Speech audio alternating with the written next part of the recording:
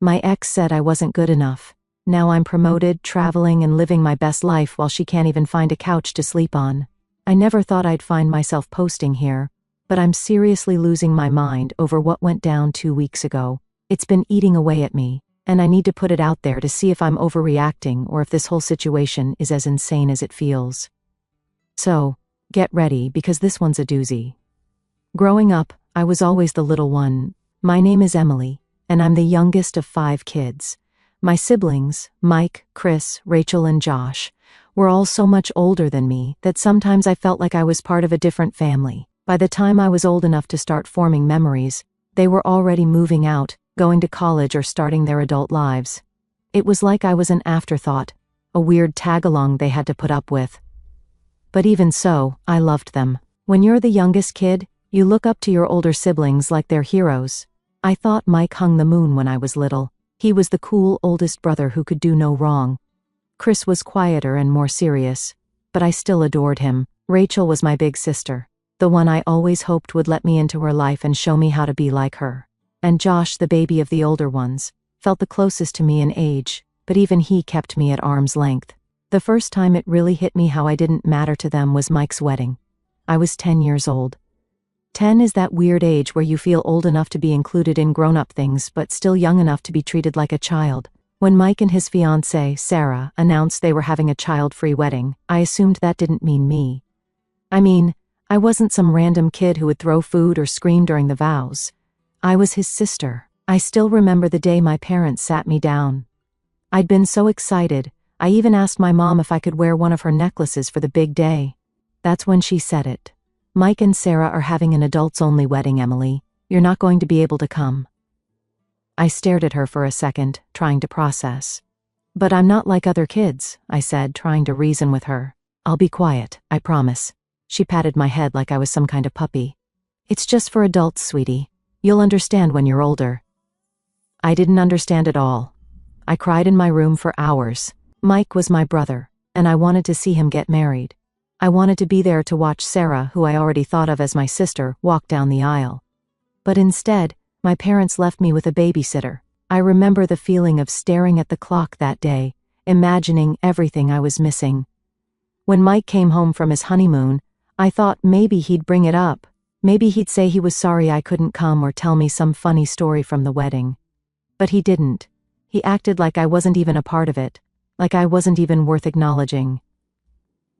2 years later, Chris got engaged. I was 12 by then, and I thought things would be different. I was older, quieter, and very well behaved. I didn't whine or cause a fuss, and I made sure everyone knew it. So, when they said his wedding was child-free too, I thought, okay, but this time I'll be invited. Nope. Once again, I got the same speech. Chris and his fiancée want the wedding to be adults only, Emily. It's not personal. Not personal? It felt personal. How could it not be personal when it happened twice? I tried not to cry this time. I was older and I wanted to act more mature. I didn't beg or scream. I just sat quietly while my parents made their excuses. My mom even tried to comfort me. You'll have your own wedding someday, and it'll be wonderful. You'll see. But it didn't make me feel better. I was starting to realize something. My siblings didn't see me as family, at least not in the way I saw them. When Rachel got engaged, I was 15 by then. I was a full-on teenager who wanted nothing more than to feel included. At first, Rachel didn't even plan on banning kids from her wedding. She wanted everyone to come. But of course, the family had to get involved. My aunts and uncles kept saying things like, "It's so refreshing to have a wedding without kids running wild, and children just make things so chaotic." Eventually, Rachel caved. The rule became no one under 16. I was 15, so close that it felt like a slap in the face. I went to Rachel and asked, "Can I just be an exception? I'm your sister. I'll be quiet, I promise." Rachel looked at me with this serious expression and said, "If I make an exception for you, what about the other kids? It wouldn't be fair." Fair? Are you kidding me? I lost it. I started yelling, "It's not fair that I can't go to any of your weddings. I'm not just some kid, I'm your sister." That's when my parents got involved. I got grounded for 6 months for disrespecting Rachel and causing drama. 6 months. I spent most of that time in my room, just stewing in my anger and hurt. By the time Josh got engaged, when I was 17, I didn't even bother asking. I already knew I wouldn't be invited. Sure enough, the announcement came, child-free wedding. At that point, I was numb to it. I didn't cry, I didn't yell, and I didn't ask why. I just accepted it. But what really stung, my cousin Amanda, who had just turned 18, was invited. I heard about it through the family grapevine. Apparently, they thought 18 was the cutoff. The irony wasn't lost on me. Amanda was only a few months older than me. But she got to go because she'd hit the magical age of adulthood. When my parents asked why I didn't make a big deal congratulating Josh, I just shrugged. I sent him a quick text, "Congrats, hope it's a great day." Then, I locked myself in my room, like I always did. By that point, I had started to check out emotionally. I realized that I just didn't matter to them. I wasn't their little sister, I was just a kid they barely thought about. And it hurt. It really, really hurt. 10 years passed after the last wedding. I stopped trying to fit into my siblings' lives because, honestly, I was just tired. Tired of being the one left out. Tired of being the kid's sister who no one cared about unless it was convenient for them. By the time I met my now fiancé Tyler, I'd pretty much checked out of the family dynamic. I didn't expect much from anyone anymore. Tyler was the first person to actually listen when I told him about my family.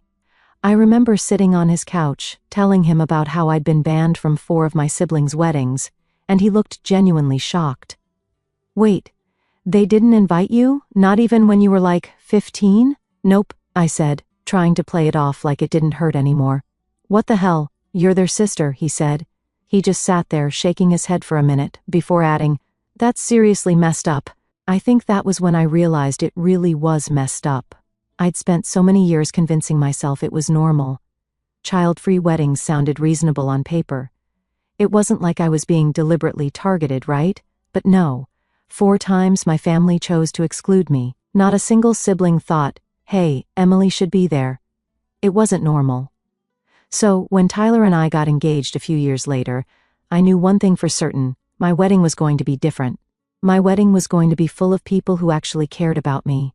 People who wanted to celebrate me, not just show up because it was expected of them. That's when I made my decision. I wasn't inviting my siblings. It wasn't some big dramatic moment. I didn't write an angry letter or announce it in the family group chat. I just left them off the guest list. Simple as that. I knew it would blow up eventually, but I figured I'd cross that bridge when I got there. The first sign of trouble came about 2 months before the wedding. My mom called me randomly one afternoon, acting weirdly chipper. I should have known something was up. "So, Emily," she said in that voice she always used when she wanted something, "how are the wedding plans coming along?" "Good," I said cautiously. "Everything's almost done." "That's great," she said, pausing for a moment before adding, "Your brothers and sister haven't gotten their invitations yet. Did you send them out already?" My heart started pounding. I didn't want to have this conversation, not yet. "Yeah, I sent them out," I said, trying to sound casual. She didn't miss a beat. "Well, they didn't get one. Maybe it got lost in the mail." I sighed. "Mom, I didn't invite them." There was silence on the other end of the line, just a heavy, shocked pause. Then came the explosion. "What, Emily? How could you not invite your own family, your siblings? What's wrong with you?" I gripped the phone and tried to stay calm. "They didn't invite me to their weddings, Mom. Not a single one of them. So, I'm returning the favor. It's fair." She sounded like I'd just committed a crime. "That was different. You were young. They didn't mean to hurt you." I laughed bitterly. "Well, it hurt anyway, and now I'm done pretending like it didn't." She started in on the guilt trip immediately. "Emily, you're being spiteful. Family is family. You don't just shut them out like this. What are people going to think?"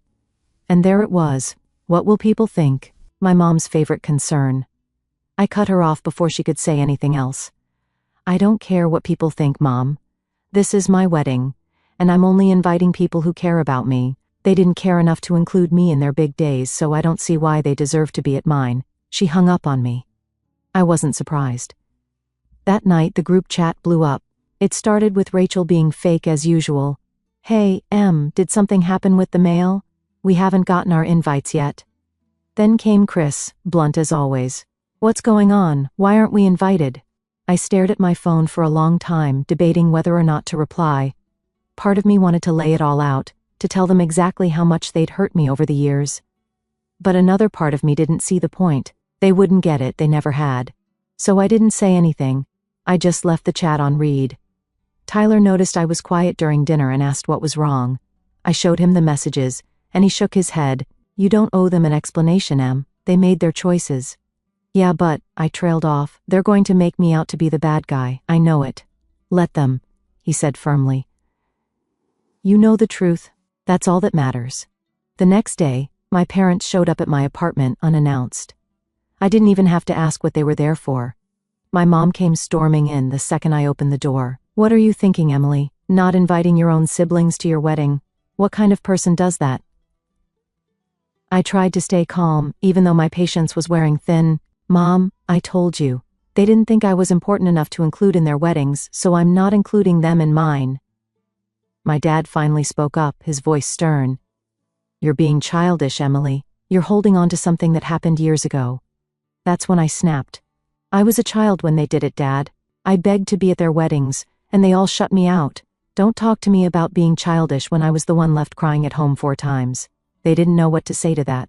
My mom looked like she was about to cry, but I didn't let her guilt me this time. You can keep defending them if you want, but I'm not changing my mind. If they cared about me, they would have shown it back then. They left, furious and frustrated. Over the next few days, the messages from my siblings got nastier. Chris called me selfish. Rachel said I was ruining the family. Josh didn't even bother sugarcoating it. You're being petty, Emily. Grow up. I didn't reply to any of them. I didn't need to explain myself anymore. Tyler hugged me one night while I was scrolling through their messages and said, I'm proud of you, for standing up for yourself. And for the first time, I felt proud of myself too. After the first round of family drama, I expected things to die down. I figured they'd grumble to each other for a while, maybe complain to some distant cousins, and then move on. That's how things usually went when my family didn't get their way. But I underestimated just how big of a deal they were going to make this. It started small. Rachel, of course, couldn't resist posting a passive-aggressive status on Facebook, family is forever, even when some people forget what that word means. I rolled my eyes so hard I thought they might get stuck. Tyler was scrolling next to me on the couch, and when I showed him the post, he shook his head. What is she, 14? Basically, I muttered, trying to brush it off. I told myself it didn't matter. I knew the truth, and I knew I wasn't doing anything wrong. But it still bugged me. It's hard not to feel hurt when your own sister goes out of her way to take shots at you publicly. It didn't stop there. Over the next few days, little jabs started showing up in our extended family group chat. I'd muted it a long time ago, but Tyler still checked his phone one afternoon and said, Emily, you might want to see this. The messages were flying. Rachel, it's so sad when family starts prioritizing petty grudges over love. Chris, I just don't understand. I thought we were better than this. And then Mike, good old I'm the eldest and I know best Mike, decided to take his shot. I never realized how much bitterness you've been holding on to, Emily. It's really sad you're ruining relationships over something that happened years ago. I stared at the screen, my blood boiling. They didn't get it. They still didn't get it. They made it sound like I was blowing a minor issue out of proportion, as if they hadn't spent my entire life excluding me. I wanted to reply.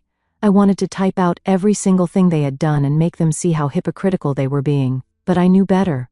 Arguing with them would just give them more ammunition. They'd spin my words into me being dramatic or unstable or whatever else they wanted to say to avoid taking responsibility. Instead, I did the one thing they never expected. I left the group chat. That night, my mom called me. I knew she'd heard about the group chat incident because she jumped straight into yelling the second I answered. Emily, what is wrong with you? Hi, Mom, I said flatly. Don't start with that attitude, she snapped. Do you know what you've done? Your siblings are heartbroken. You're destroying this family. Heartbroken? I laughed bitterly. They ignored me my entire childhood, but now they're heartbroken? Give me a break. You're being so spiteful, she said. You've always been like this, holding on to grudges and making everything about you. That's when I lost it. I'm the one holding grudges. Mom, I was 10 when Mike got married. 10. I cried because I wanted to be there, and you all told me I didn't matter enough to be included. And it didn't stop there. It happened again and again and again. I begged to be at Rachel's wedding, and she told me no because it wouldn't be fair. That was years ago, she said dismissively. Yeah, and I'm still living with the way it made me feel. You all decided I wasn't important enough back then. Why should you suddenly get a front row seat to my life now? She didn't have an answer to that. Instead, she tried to flip the script.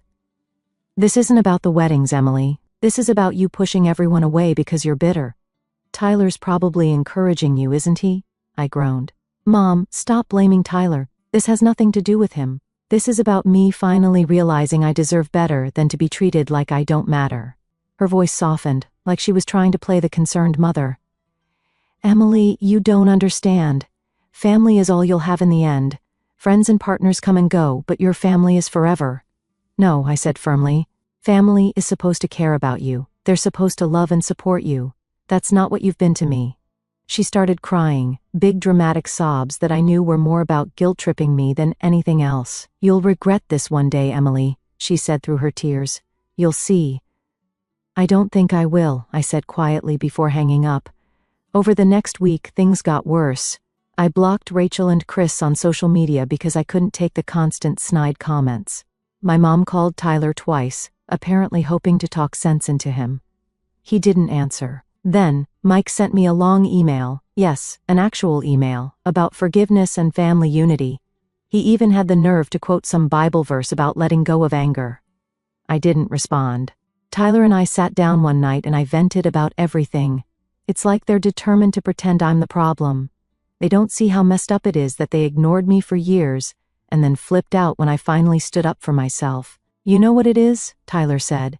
They're not mad that they weren't invited. They're mad that they don't get to control you anymore. That hit me like a punch to the gut. He was right. My whole life, my family had treated me like an afterthought, like someone they could dismiss whenever it suited them. But now that I was doing something for myself, something they couldn't control, they couldn't handle it. They'll get over it eventually, I said, though I wasn't sure I believed it. And then Tyler said something that really stuck with me. Maybe they will, maybe they won't. But either way, it's not your problem. He was right. For the first time, I realized I didn't owe my family anything. Not my time, not my attention, and certainly not an invitation to my wedding. A week later, my dad sent me a short, guilt-laden text. Emily, your mom isn't doing well. She's really upset about all of this. Maybe you could reconsider. I stared at it for a long time before replying. Maybe she should have thought about that before ignoring me all those years. I hit send, then blocked his number. For the first time in a long time, I felt free. The weeks leading up to my wedding were a strange mix of excitement and tension. On one hand, I was thrilled to finally marry Tyler and have the day I'd been dreaming of since I was a kid. On the other hand, the drama with my family still lingered like an unwelcome guest. My parents had stopped calling me directly, probably because I'd blocked my mom's number after her last meltdown. But that didn't stop other people. It was when my aunt called me out of the blue. I hadn't spoken to her in years, so I was immediately suspicious when her name popped up on my phone. I answered, and she got right to the point. Emily, honey, I don't understand why you're making such a big deal out of this, she said in her sweet but condescending tone. Family is family. It's not right to leave your siblings out of your wedding, I sighed, gripping the phone a little tighter. Aunt Linda, it's not just about the wedding. This has been years in the making. I'm not going to change my mind. But it's family, she pressed, like that word was supposed to fix everything. I'm sure they didn't mean to hurt you back then. Can't you just let it go and be the bigger person? I closed my eyes, trying not to snap. Being the bigger person doesn't mean letting people walk all over you. It's about knowing when to put yourself first. There was a pause on the other end, and I could hear her sigh dramatically. Well, I just hope you don't regret this one day. You're going to miss your family, and they won't be there. I didn't say anything. I just hung up. The morning of the wedding, I woke up feeling an odd combination of peace and nerves. It wasn't the normal what if something goes wrong kind of wedding day jitters. It was more like I was waiting for a shoe to drop. I knew my family wasn't invited, but I couldn't shake the feeling that they'd find a way to insert themselves into the day somehow.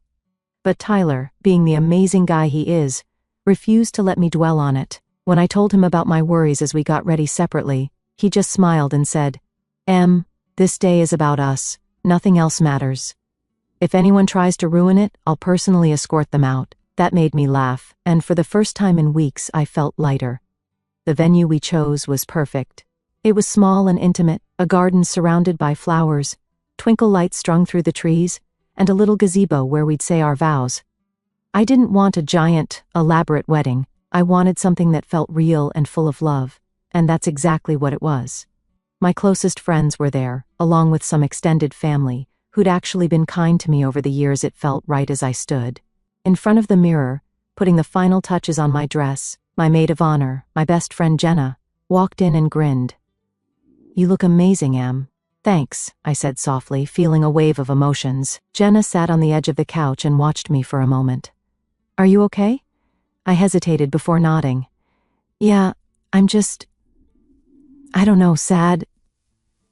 I guess, not about today is perfect, but about the fact that my family isn't here." She frowned and leaned forward. "Emily, it's okay to feel that. Just because you made the right choice doesn't mean it doesn't hurt." Her words hit me hard. I turned to look at her, tears welling up in my eyes. I wanted them to care, you know? I wanted them to fight for me when I was a kid, and they never did. Jenna stood up and hugged me tightly. "You don't need their approval. You have people who love you. Focus on that." I nodded, taking a deep breath.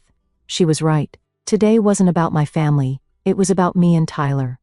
When the ceremony started, I was so overwhelmed by the beauty of it all that I forgot about everything else. I remember standing at the end of the aisle, staring at Tyler and thinking, this is it. This is what happiness feels like. As I walked toward him, I felt this sense of freedom wash over me. I wasn't the forgotten little sister anymore. I wasn't the kid who begged to be included and got turned away. I was a bride, surrounded by people who truly loved me and wanted to see me happy. The vows were perfect. Tyler promised to love me, protect me, and always stand by my side. And I promised the same by the time we said I do. There wasn't a dry eye in the audience, including mine. The reception was everything I hoped it would be. We laughed, we ate, we danced until our feet hurt. My friends toasted to us, sharing funny stories and heartfelt wishes for our future. Tyler's parents, who had always been so kind to me, told me they were proud to have me as part of their family. At one point, I snuck away from the crowd, just to take it all in. I stood at the edge of the garden, looking at the lights twinkling in the trees and the people laughing together. And I felt so full for so many years. I'd believed the lie my family told me, that I didn't matter, that I wasn't important enough to be part of their lives. But standing there, watching all these people who truly cared about me, I realized something. I matter to the people who actually deserve to know me. Later that night, as the reception started winding down, one of my cousins pulled me aside. "Hey, Emily, I probably shouldn't say this, but..." I groaned. "What is it now?" She looked sheepish. "Your mom and Rachel apparently threw some kind of dinner tonight, like as an alternative to your wedding." I stared at her for a second, then burst out laughing. "Are you serious?" She nodded. "I know, it's pathetic. I just thought you should know." I shook my head, still laughing. "That's fine. Let them throw their pity party. I hope the food's good." I could tell my cousin expected me to be upset, but honestly, I wasn't. If anything, it was proof that I'd made the right decision. My family had spent my whole life excluding me and then trying to justify it. Now that I was the one drawing the boundary, they couldn't handle it. At the end of the night, Tyler and I shared one last dance while everyone gathered around us. As we swayed together, I whispered, "I'm so happy we did this." He smiled down at me. "Me too, Em. This is just the beginning." And for the first time, I believed it. My family wasn't there. They didn't get to see the best day of my life. But that was their loss, not mine. Because as I looked around the room, surrounded by love and laughter, I realized I had everything I'd ever needed, and none of it had come from them. I thought the worst of it was over after the wedding. I really did. The day had been perfect, everything I hoped for and more, and I felt like I'd finally moved on from my family's nonsense. I didn't miss them at the ceremony. I didn't spend a second wondering what it would have been like if they were there. I was surrounded by people who loved me, and that was enough. But if there's one thing I've learned about my family, it's that they don't like being ignored. It's almost like they couldn't handle the fact that I was happy without them. so they decided to stir the pot one last time. It started with a message from Rachel a week after the wedding. Of course, it was Rachel. She'd always been the one to throw the first stone when it came to family drama. Saw some pics from your wedding. I can't believe you had it in a garden. Looked casual, but I guess that's what you wanted. I stared at the message, stunned. She couldn't even pretend to be nice. It wasn't enough for her to just leave me alone, she had to find something to criticize. I was tempted to reply with something snarky, something about how her wedding might have been fancier, but at least mine wasn't full of fake smiles and people who didn't care about me. But I stopped myself. I didn't owe her a response. A few days later, I started getting messages from extended family members I hadn't heard from in years.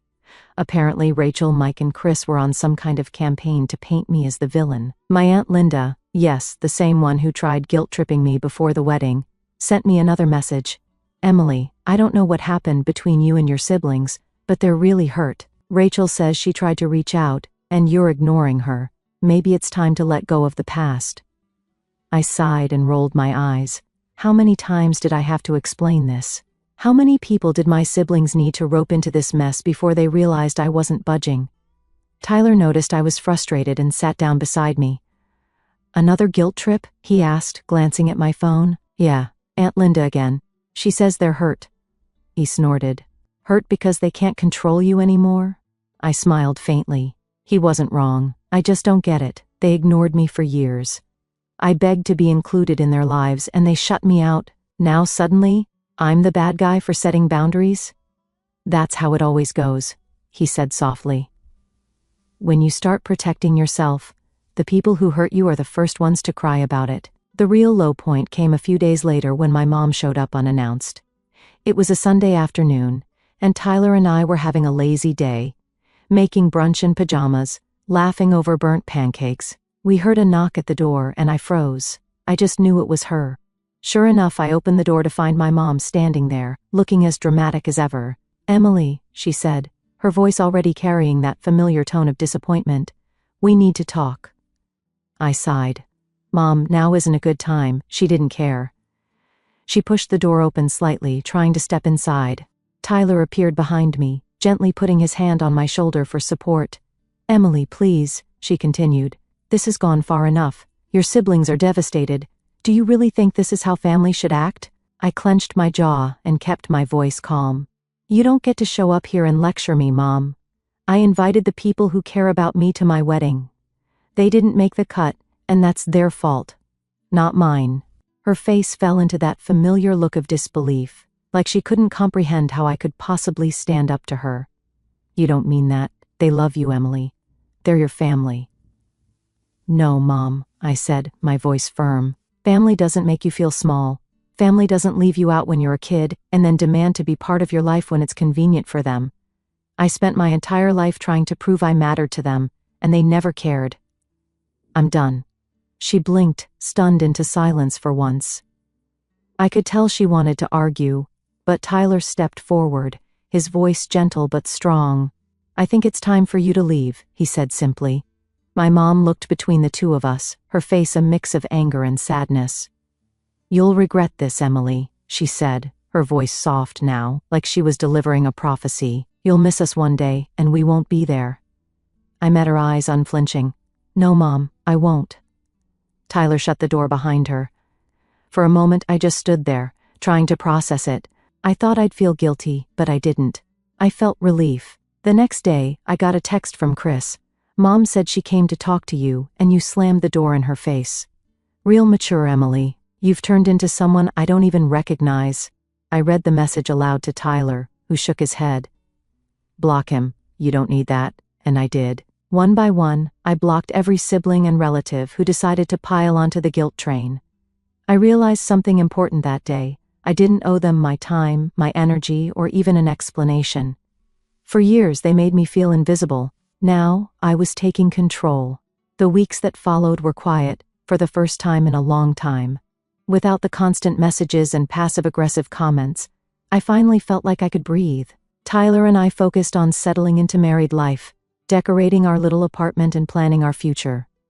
One night we sat on the couch watching some cheesy movie, and Tyler turned to me. Do you regret it at all, not having them at the wedding?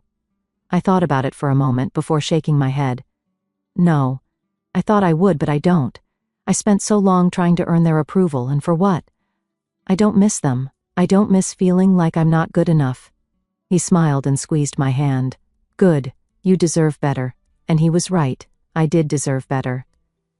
A month after the wedding, I got one final message. This time, it was from Rachel's number, sent through a different phone since I'd already blocked her. You've destroyed this family, Emily. I hope you're happy.